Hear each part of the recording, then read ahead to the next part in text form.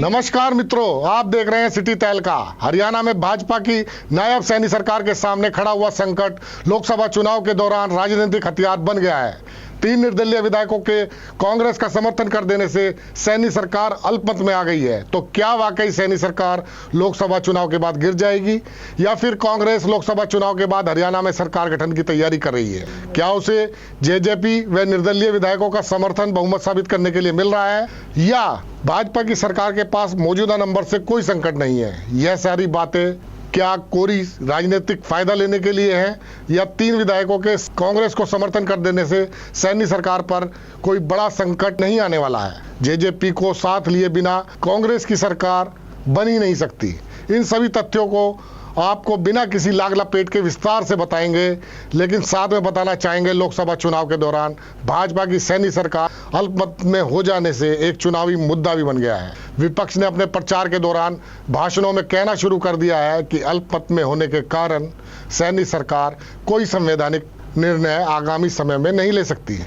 नेता प्रतिपक्ष भूपेंद्र सिंह हुड्डा ने तो राष्ट्रपति शासन लगाने तक की बात कह दी है। जानकारों का कहना है कि वोटरों के दिमाग में यह मनोवैज्ञानिक असर डाल सकता है।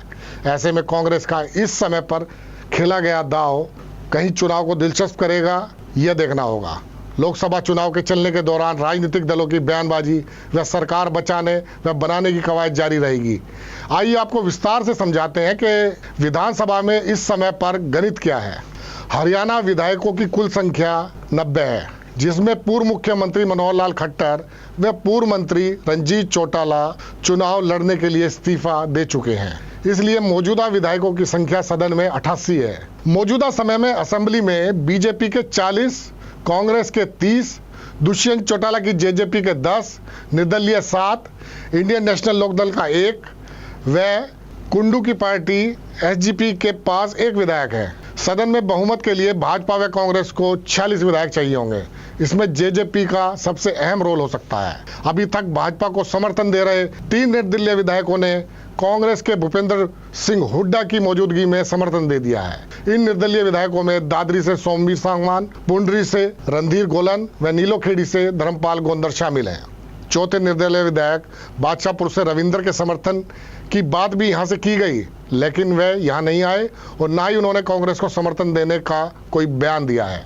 सरकार को 45 विधायकों का समर्थन चाहिए। जेजेपी से समर्थन टूटने के बाद बीजेपी की सरकार निर्दलीय विधायकों के समर्थन से चल रही है। इसमें से 3 विधायकों के कांग्रेस को समर्थन कर देने के बाद पृथला से निर्दलीय विधायक सहित 2 निर्दलियों का समर्थन सरकार के पास रह जाएगा। यानी कि 45 की जगह सरकार के पास 42 विधायकों की संख्या रहेगी। इनमें से 40 भाजपा के हैं। अभी फ्लोर टेस्ट नहीं हो सकता, लेकिन चुनाव के बाद नेता प्रतिपक्ष इसकी मांग उठाते हैं तो यह संभव भी है।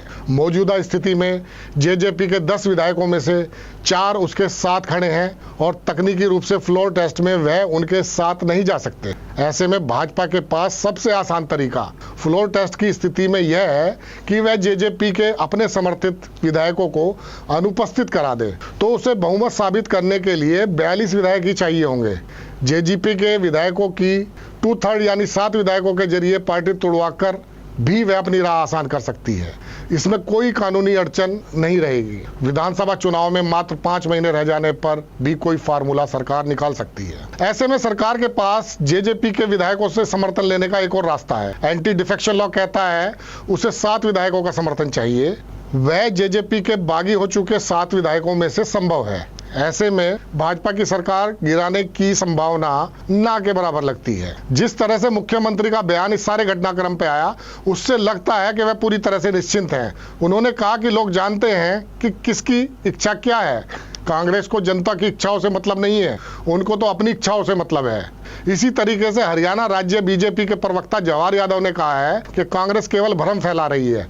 अभी 13 मार्च को ही नायब सैनी सरकार ने बहुमत साबित किया था। जाहिर सी बात है, जहां तक कांग्रेस के सरकार बनाने की संभावना की बात है, तो कांग्रेस के पास इस समय 30 विधायक हैं। 3 निर्दलीय विधायकों का समर्थन उसे मिल चुका है। जेजेपी के भी 2 विधायक उसके साथ खड़े हैं। 2 अन्य निर्दलीय विधायकों का समर्थन वह अभी और कोशिश करने के बाद ले सकती है। यह संख्या जोड़ भी ली जाए तो कुल 36 ही बनती है।